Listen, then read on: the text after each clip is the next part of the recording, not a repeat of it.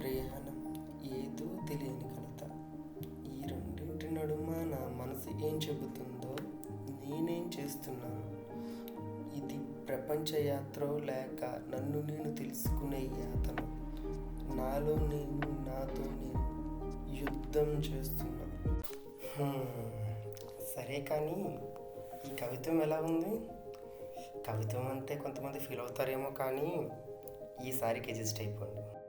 సర్లే కానీ ఇప్పుడు ఎక్కడికంటారా?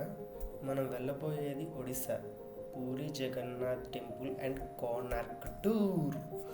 మనం అక్కడ ఉండే విశేషాలని అన్నీ తెలుసుకుందాం. ఇదే ఆ పూరి జగన్నాథుడి ఆలయం. ఈ ఆలయం యొక్క విశిష్టతలు చాలా ఉన్నాయి. అవి ఏంటంటే, ఆలయం గోపురంపై ఉంది చూసారా ఆ జెండా, ఆ గాలికి అపసవ్య దిశలో ఎగురుతుంది, మిగతావన్నీ సవ్య దిశలో ఎగురుతాయి. అదొక పెద్ద స్పెషల్ అండి ఈ ఆలయానికి. ఇంకా చాలా వింతలు ఉన్నాయి. ఈ ఆలయంలో 7 కుండలు కుండ మీద కుండ పెట్టి వండుతారు. అందులో పై కుండ ఫస్ట్ ఉడికిన తర్వాత లాస్ట్ కుండ ఉడుకుతుంది.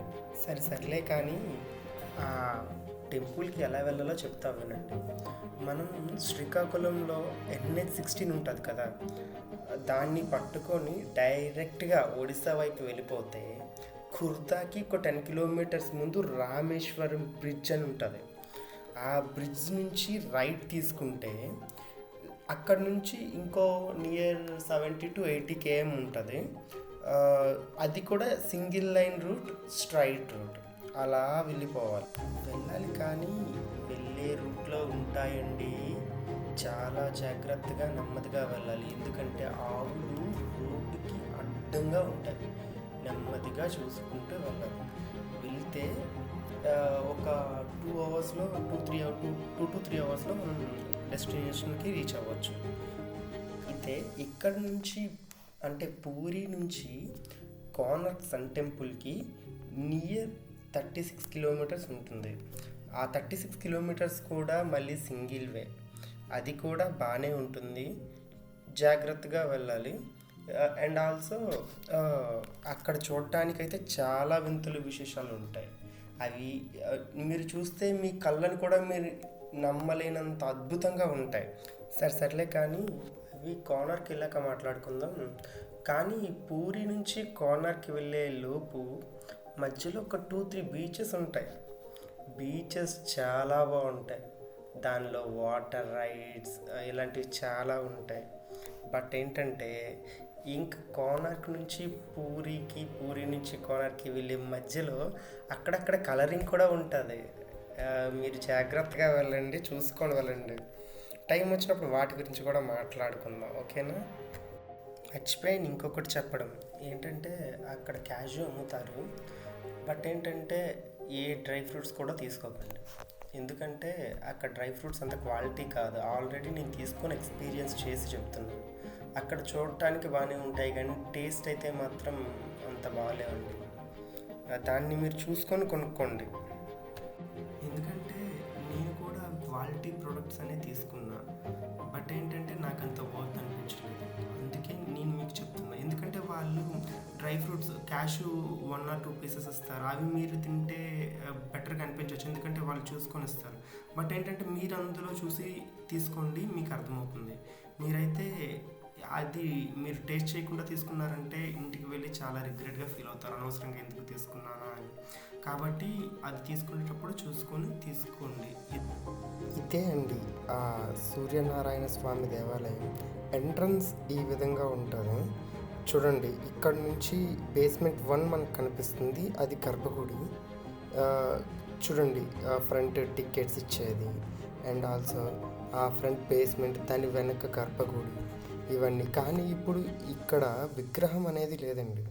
ఎందుకంటే ఆ స్టోరీ మీకు పోను చెప్తా. ఆ నేచర్ని ఆస్వాదించండి, చాలా బాగుంది. చూడండి, ఇప్పుడు ఇక్కడ నుంచి ఎలా కనిపిస్తుందంటే దగ్గరికి వెళ్ళి చూస్తే అసలు ఆ శిల్పకళా సౌందర్యం, ప్రతి ఒక్క శిల్పాన్ని చూస్తుంటే ఆ అనుభూతి అయితే మిమ్మల్ని మీరు మైమరిచిపోతారనుకోండి. ఒక్కసారి మీరు ఈ లైఫ్లో ఒక్కసారైనా ఈ టెంపుల్ని విజిట్ చేయండి. మీకే దీని గొప్పతనం తెలుస్తుంది. చూడండి, ఫ్రంట్ 2 పులులు ఉన్నాయి. అవేమో క్లియర్గా మన శిల్పకళ సౌందర్యాన్ని ఉట్టిపడే విధంగా కనిపిస్తున్నాయి. ఇవన్నీ కూడా మన హిందూ సాంప్రదాయాన్ని, మన ఆచార వ్యవహారాలని ఎంత గొప్పగా చూపించడానికి తోడ్పడతాయండి. ఇప్పుడు ఇవే కాకుండా ఇదిగోండి, ఈ ఆలయం యొక్క చరిత్ర బ్లూ ప్రింట్ ఇక్కడ చాలా క్లియర్గా ఇచ్చారు చూడండి. ప్రతి ఒక్కటి ఆ ఆలయంలో, అంటే ఆలయం ఎప్పుడు నిర్మించబడింది, వాళ్ళు ఎలా ఈ ఆలయాన్ని నిర్మించారు, ఏ శిలతో నిర్మించారు, ఎవ్రీథింగ్ అక్కడ రాశారండి. ఇది బేస్మెంట్ 1 అండి. దాని వెనక్కి వెళ్తే గర్భగుడి ఉంటుంది. ఆ గర్భగుడిలో మనకి సూర్యనారాయణ స్వామి ఉండేవారు. అయితే ఇది ఏమో రథంకి ఫ్రంట్ ఉండేదండి. అసలైన రథంలా ఉండేది గర్భగుడి మాత్రమే. ఓకేనా అండి. ఇంకా దాంతోపాటు ఈ శిల్పాలు చూడండి ఎంత బాగున్నాయో. చుట్టూరు నేచర్ ఇంకా బాగున్నాయి. చుట్టూరు నేచర్ కూడా చాలా బాగుంది. అదండి. ఇంకా మీకు చెప్పడానికి చాలా ఉన్నాయి. ఇంకా ఫైనల్లీ మనం కోనార్క్ సన్ టెంపుల్కి వచ్చేసాం. ఇక్కడ చాలా అద్భుతాలు, చాలా వింతలు ఉన్నాయి. వాటిని ఒక్కొక్కటిని ఎక్స్ప్లోర్ చేసుకుంటూ వెళ్దాం. ఫస్ట్ ఆఫ్ ఆల్, గుడికి ఎంట్రన్స్లో ఇంకో బేస్మెంట్ ఉంటుంది. ఫస్ట్ బేస్మెంట్ ఇది. చూడండి ఎంత అద్భుతంగా అప్పుడు కన్స్ట్రక్ట్ చేశారు. ఒక్కొక్క శిల ఒక్కొక్క అద్భుతంగా చెక్కారు. ఫస్ట్ ఎంట్రన్స్ 2 సింహాలు ఉంటాయి. దాంతోపాటు అలా ముందుకు వెళ్తే చూడండి, ఇప్పుడు కనిపిస్తున్నది మీకు సన్ టెంపుల్. ఆ సన్ టెంపుల్లోనే మీకు ఆదిత్య నారాయణ స్వామి విగ్రహం గాల్లో తేలుతూ ఉండేది. అప్పుడు ఆ విగ్రహాన్ని ధ్వంసం చేసేసారండి. ఎందుకు ధ్వంసం చేశారంటే, సముద్రంలో ట్రేడ్స్ జరుగుతుండేవి అప్పుడు నౌకలు ఆ సముద్రం ఒడ్డు నుంచి వెళ్తుంటాయి. అంటే Puri Jagannath temple and Konark temple కూడా సముద్రానికి దగ్గరలో ఉంటాయి. ఆ ట్రేడ్స్ జరుగుతుండేటప్పుడు, అంటే నౌకలు ప్రయాణిస్తాయి కదా, ప్రయాణించినప్పుడు వాళ్ళకి కాంపస్ ఉంటుందండి. అది ఈ మనం నావిగేషన్స్ ఎలా చూస్తాము, క్యాంపస్ నుంచి నావిగేషన్ చూస్తారు మన నౌకల నుంచి. అయితే అలా నౌకల నుంచి నావిగేషన్ చూసేటప్పుడు ఈ గాలిలో విగ్రహం తేలడానికి పైన ఒక పెద్ద మ్యాగ్నెట్ పెట్టారండి.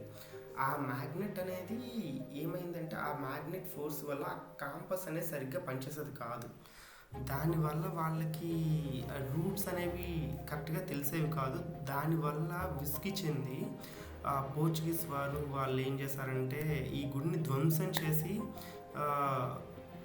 పూర్తిగా ధ్వంసం చేసి ఆ మ్యాగ్నెట్ని తీసేసి ఈ ఓన్లీ ఈ కన్స్ట్రక్షన్ కూడా ధ్వంసం చేయాలని ట్రై చేశారు. బట్ ఏంటంటే అవ్వక ఇలా ఉంచేశారు. మన కన్స్ట్రక్షన్స్ అండి చాలా బలమైనవి. అంటే ఎలా అనుకుంటున్నారు, మనం కట్టేది కొన్ని వందల సంవత్సరాలు కట్టినా దాన్ని కూల్చడానికి కూడా అంతే టైం అవుతుంది. ఎందుకంటే ఇవన్నీ చాలా స్ట్రాంగెస్ట్ కట్టడాలు కాబట్టి. నార్మల్గా కట్టిన హౌసెస్ యొక్క లైఫ్ స్పాన్ నార్మల్గా 60 to 70 years ఉంటుంది.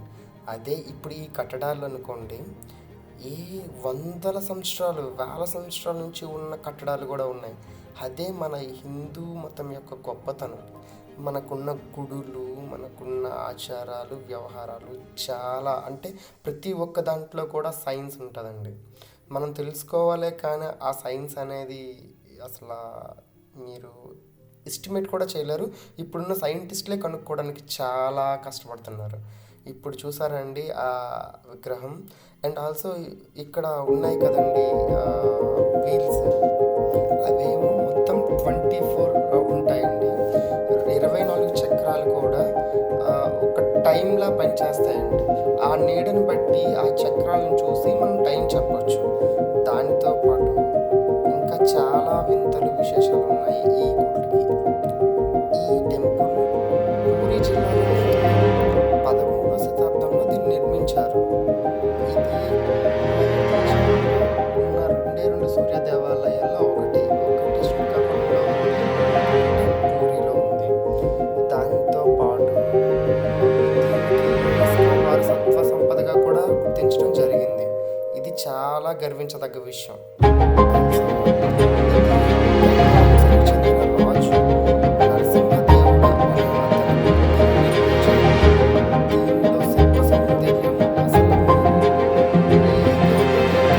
అద్భుతమండి. దీనిలో ఇంకా అద్భుతంగా చాలా స్పష్టంగా ఒక రథం ఆకారంలో చాలా బాగా స్ట్రక్చర్స్ డిజైన్ చేశారు. ఒక్కసారి మీరు ఈ టెంపుల్ని విజిట్ చేస్తే తెలుస్తుంది. చూడండి, ఒక్కొక్క శిల్పకళ, ఒక్కొక్క సౌందర్యం ఎలా ఉంది అంటే మనుషుల్ని కట్టి పడేసే విధంగా ఉంటుంది. చూడండి ఆ స్ట్రక్చర్స్ అండ్ ఆల్సో ప్రతి ఒక్క డీటెయిల్గా చూపించారు. ఎక్స్పీరియన్స్ చేస్తే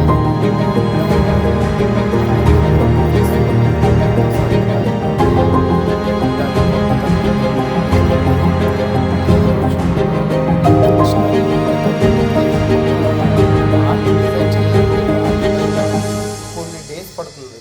అలాంటిది ఒక గుడే నిర్మాణం, ఒక స్ట్రక్చర్ డిజైన్, ఒక డయాగ్రామ్ లేకుండా, ఒక ఇంజనీరింగ్ థింగ్స్ లేకుండా అలా డిజైన్ చేయడం అనేది ఒక అద్భుతం కదా. అసలు మీరు ఒకసారి వెళ్ళి వాటిని దర్శించి మీ జన్మని సుకృతం చేసుకోండి. ఒక్కసారి చూడండి. ఇలాంటివి చూస్తే మన చరిత్ర యొక్క గొప్పతనం ఏంటి, మనం ఏంటి, మనం ప్రపంచ దేశాలకి ఎంత నాలెడ్జ్ని ఇచ్చాము అనేది మీకు తెలుస్తుంది. మీరు ఎట్టి పరిస్థితుల్లో ఈ కోనార్క్ సన్ టెంపుల్ని దర్శించాలి. ప్రతి ఒక్కరికి తెలుసుకోవాలి, అంటే సైన్స్ గురించి తెలుసుకోవాలనే ప్రతి ఒక్కరికి ఇక్కడికి వెళ్ళి తెలుసుకోవాల్సిన చాలా థింగ్స్ ఉన్నాయి. మీరు ఒక్కసారి వెళ్ళి దర్శించి దాని గురించి తెలుసుకోండి. ఈ టెంపుల్లో ఇది ఒక ఖగోళ అద్భుతం అని చెప్పచ్చు. ఎలా అంటే ఎర్లీ మార్నింగ్ ఆ విగ్రహంపై పడి ఆ విగ్రహానికి ఒక రకమైన దాన్ని చూడడానికి చాలామంది చెప్పేవాళ్ళు. అప్పట్లో నేను దాని గురించి రీసెర్చ్ చేస్తే ఈ విషయం తెలిసింది. చెప్పడం మర్చిపోయాను. ఇది కొత్తగా వివాహమైన జంటలకి కోనార్క్ దర్శించమని పెద్దలు చెప్పేవాళ్ళు. ఎందుకంటే దానిపై ఉన్న శిల్పాలు మనకి వివాహమైన తర్వాత ఉండే అనుభవాన్ని ఇంకా గొప్పగా చేసుకోవడానికి ఎలా ఉండాలి ఏంటి అని శిల్పాల్లో చూపించారు. దాన్ని చాలా స్పష్టంగా, చాలా నీట్గా ప్రతి ఒక్కరికి పాయింట్తో ఇలా చూపించారు. అందువల్ల ఇక్కడికి వచ్చి ఈ ఆలయాన్ని దర్శించి ఇక్కడ ఉండి మొత్తం తెలుసుకొని వెళ్ళమనేవాళ్ళు. ఎందుకంటే పూర్వం ఇంత నాలెడ్జ్ ఉండేది కాదు కదా, ఇప్పుడు ఇంత థింగ్స్ ఉండేవి కాదు, ఇంటర్నెట్ ఉండి అందరికీ అన్నీ అవైలబుల్లో ఉండేవి కాదు. అందువల్ల పూర్వం ఇలాంటి టెంపుల్స్ని దర్శించుకొని సృష్టి కార్యాన్ని ఎలా చెయ్యాలి ఏంటి, దానిలో ఒక పీక్ స్టేజ్ని ఎలా అనుభవించాలి అని తెలియడానికి ఇక్కడికి వెళ్ళి తెలుసుకొని రమ్మనే వాళ్ళంట. పురాణాల ప్రకారం అయితే సూర్యుడి కుమారుడు సంయతి, అదే సాంబుడు, కుష్ఠరోగంతో బాధపడేవాడంట. ఆయన సూర్య భగవంతుడిని ప్రార్థించడంతో ఆ రోగం నుంచి విముక్తి పొందాడంట. ఆ అనుగ్రహంకి గుర్తుగా సంయతి ఈ ఆలయాన్ని నిర్ణయించాడంట. ఆ ఆలయం ద్వారా సూర్య భగవంతుడి అనుగ్రహం మరియు ఆరోగ్యము, శ్రేయస్సు అందుకోవాలని భావించేవారని ఈ కథ. ఈ ఆలయంలో ఉండే శిల్పకళా సౌందర్యం మీకు రియల్గా చూసే విధంగా ఎవరు తప్పుగా అనుకోకండి. దానివల్ల మీకు అన్ని క్లియర్గా కనిపించాలి. అంటే ప్రతి ఒక్కటి ఇక్కడ ఏంటి ఏముంది చూడండి. ఇది గుడి.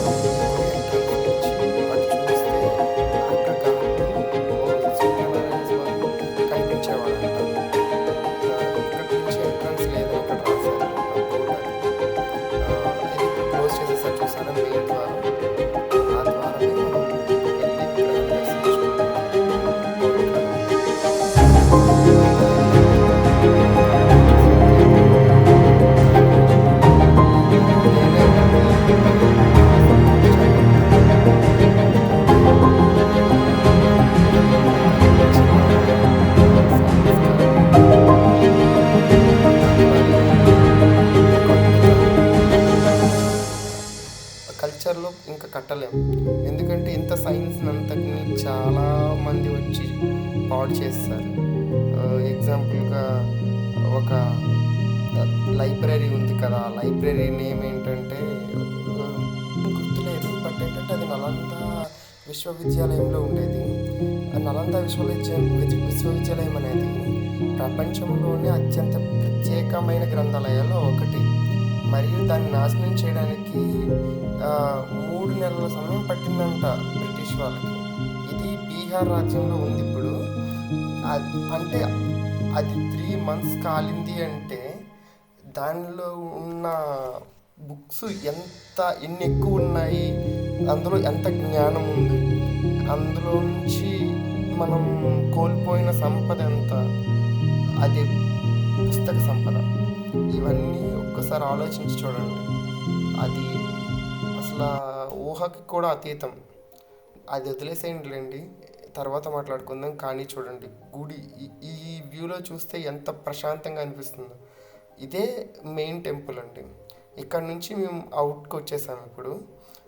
ఇలా అవుట్కి వస్తే ఇక్కడ ఏంటంటే బుక్స్ అమ్ముతారు, దాంతోపాటు స్టాచ్యూస్ అమ్ముతారు.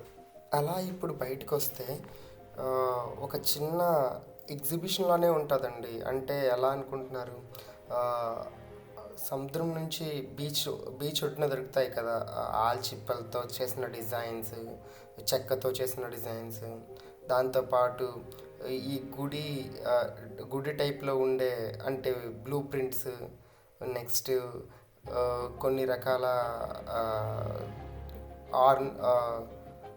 ఆర్నమెంట్స్ కూడా దొరుకుతాయి. దాంతోపాటు ఇంకా ఇక్కడ అంటే చిన్న షాపింగ్ చేసుకోవచ్చండి. బట్ ఏంటంటే ఇక్కడ చూసి బేరమాడి తీసుకోండి, ఎందుకంటే ఇక్కడ కాస్ట్ కూడా చాలా ఎక్కువ చెప్తారు. దాన్ని చూసి మనం కరెక్ట్గా అడిగితే ఆ రేట్కి ఇవ్వచ్చు. మీకు వర్త్ అనిపించేంత రేటుకి అడిగి చూసుకొని నీట్గా తీసుకోండి. ఇంకోండి, మేము 4 వెళ్ళామండి టూర్కి. ఇప్పుడు రిటర్న్ అవుతున్నాం. రిటర్న్ అంటే మళ్ళీ ఇక్కడ నుంచి పూరి జగన్నాథ్ టెంపుల్ సైడ్ వెళ్ళి, అట్నుంచి మళ్ళీ కుర్తా సైడ్ వెళ్ళి, అక్కడ నుంచి మళ్ళీ NH-16ని టచ్ చేసి అట్నుంచి డైరెక్ట్గా శ్రీకాకుళం రూట్కి వెళ్ళిపోవడమేనండి. ఇక్కడ నుంచి డైరెక్ట్గా ఇంకొక నియర్ 400 kilometers ఉంటుంది. మనం ఈ 400 kilometers ఇప్పుడు జర్నీ చేయవలసి ఉంది. ఈ జర్నీలో ఏం చేసామంటే అలా వెళ్ళి ఒక 8-7కి ఒక దాబా దగ్గర ఆగి నీట్గా తినేసి నైట్ 11 o'clockకి ఇంటికి రీచ్ అయిపోయామండి.